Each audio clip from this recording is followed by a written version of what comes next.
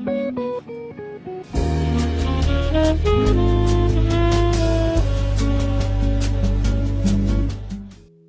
zamanlarda saç rengi, kaş şekli ve formda vücuduyla gittikçe güzelleşen Özge Ulusoy'u bir televizyon çekimi sonrası kuliste yakaladım. Hazır bulmuşken bakım ve güzelliğine dair merak ettiklerimi sordum. Özge Ulusoy makyajı nasıl bir makyaj?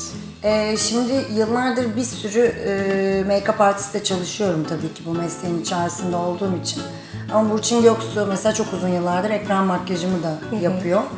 Bazen ekranda koyu makyaj istiyor giydiğim kıyafete göre ama eğer ben hani kendim makyaj yapıyorsam zaten çok az. Bir rimel sürüyorum, bir allık, biraz belki gözaltı kapatıcısı.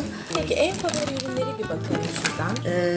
Bu hem bakım yapan aynı zamanda yani bakım kremi özelliği de olduğu için. Onun. Aynen uzun süre yüzümde kaldığı için genelde bakım yapan malzemeleri tercih ediyorum. Çok mantıklı. Kullandığım gözaltım. Bunu da bazen destekliyorum. Yves Saint Laurent'in o da. Daha aydınlatıcı tabii. Evet. O daha aydınlatıcı. O ikisini göz altında kullanıyorum. Süper. Bu çok favori bir allığım benim MAC'in. Dikkat ettim hep bu renkler. Rujlarda da. Evet, Değil aynen mi? daha pembe, daha uçuk soft renkler kullanıyorum. Süper. Yine far sürüyorsam şu ikisini karıştırıyorum. Beraber. Genelde. Onun dışında bu yeni koleksiyondan MAC'in. Bu da çok güzel bir allık. Biraz daha bronz. Bir de Malefiz'den. Peki bir şey söyleyeceğim. Bu tarz bir paleti kullanmayı biliyor musunuz? Mesela Evet biliyorum. Ben karıştırıyorum. konservatuvarda okuduğum için makyaj dersimiz vardı bizim ve zorunlu dersti. Sahne makyajı yapmak hatta plastik makyaja kadar öğrendik. O yüzden de elim yatkın makyaj yapmaya. Süper. Sadece artık biraz herhalde sıkılmışım. Kendim makyaja oturduğumda hep böyle biraz far yapayım, bir şey yapayım diyorum. Rimel sürüp çıkıyorum. Hiçbir şey yapamıyorum yani. Peki Aynen. çok kötü bir gün uyandınız, kötü hissediyorsunuz, saç bir şekle girmiyor falan. En hızlı toparlanma şeyi nedir Özgür? At kuyruğu. Öyle Hemen mi? bir at kuyruğu, gözaltı kapatıcısı, rimel, dudak parlatıcısı. Bitti. O kadar. Çıktınız. Okey. Annenizden kalan bir güzellik diyorsun ya da önerisi. Annem hala bazen bana kızıyor. Hep sade olmamı söylüyor. O çok çok sadedir. Çok spor, şık bir hanımdır. O mesela bazen makyajlarıma falan kızıyor. Ağır yapmışsın, ağır yaptırmışsın diye.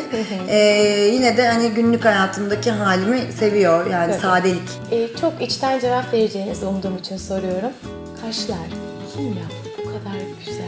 Onu da Burçin Göksu yapıyor. Mi? Arada ben Bahçecik kuaföre gidiyorum. Evet. Özlem Ayaz. Özlem de müdahale ediyor. İkisi beraber yapıyorlar gibi şu an. Süper bir kaş yani. İlk Burçin'dir ama şeklimizi veren. Çünkü ilk bir değişti. Survivor'dan sonra oldu bu değişim ve Evet, süper aynen. oldu. Çünkü orada tamamen kaşım çıkmıştı.